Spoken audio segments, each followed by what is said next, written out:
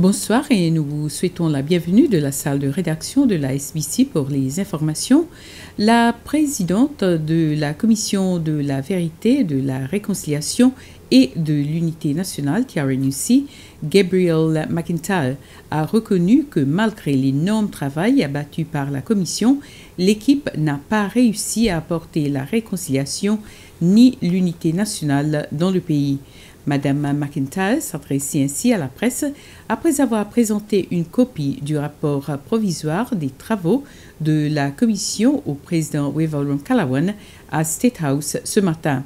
Elle a indiqué que la TRNUC a manqué de personnel et de finances pour entreprendre un programme d'information auprès du public. Toujours à State House ce matin, la nouvelle chef de la délégation de la Croix-Rouge, de la Fédération internationale des sociétés de la Croix-Rouge et du Croissant-Rouge, Maria Martinez, a rencontré le président Ramkalawan. Mademoiselle Martinez est ici pour une visite de 7 jours pour évaluer le programme d'aide humanitaire de la Croix-Rouge des Seychelles.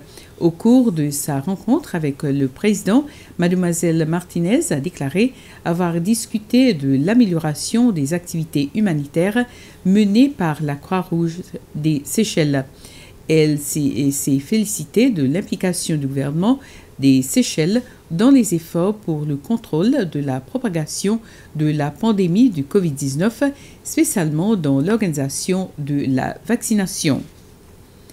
Les Comores ont réaffirmé leur engagement à travailler en étroite collaboration avec les Seychelles afin de renforcer les relations diplomatiques existantes entre les deux États insulaires.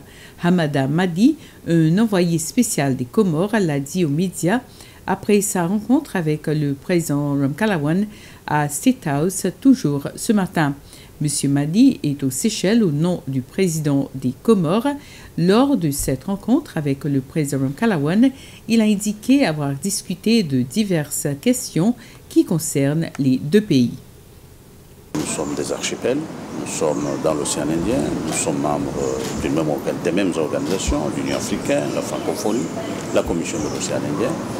Et donc le président Azali a voulu déjà rassurer son collègue de sa disponibilité à continuer cette ambiance, cette relation diplomatique entre nos deux pays. Et puis raffermir et puis surtout préparer ensemble avec toutes les îles le prochain sommet COP, ça c'est à COP27, ça c'est en Égypte, pour que les îles aient une position commune pour la défense de leurs intérêts. Puisqu'il est évident que quand on est dans les grandes conférences, on se rend compte un peu qu'on a l'impression qu'on nous oublie. L'Union africaine organise un atelier de 3 jours à l'hôtel Bajaya de Bouvalombe dans le cadre de la deuxième phase de projet contribuant à l'amélioration d'une pêche et d'une aquaculture durable. C'est le ministre de la Pêche, Jean-François Ferrari, qui a officiellement lancé les travaux. Ce projet est entrepris conformément à l'agenda 2063 de l'Union africaine pour la sécurité alimentaire, moyen de subsistance et de création de richesses. Ce projet vise également à la mise en place d'une plateforme où ces petits États insulaires, à savoir Maurice, Madagascar, les Comores, le Cap-Vert, Sao Tomé et Principe, ainsi que les Seychelles, pourraient trouver des solutions à leurs besoins. C'est tout pour l'instant. Je serai de retour avec les infos du jour en anglais à 19h. Bonsoir.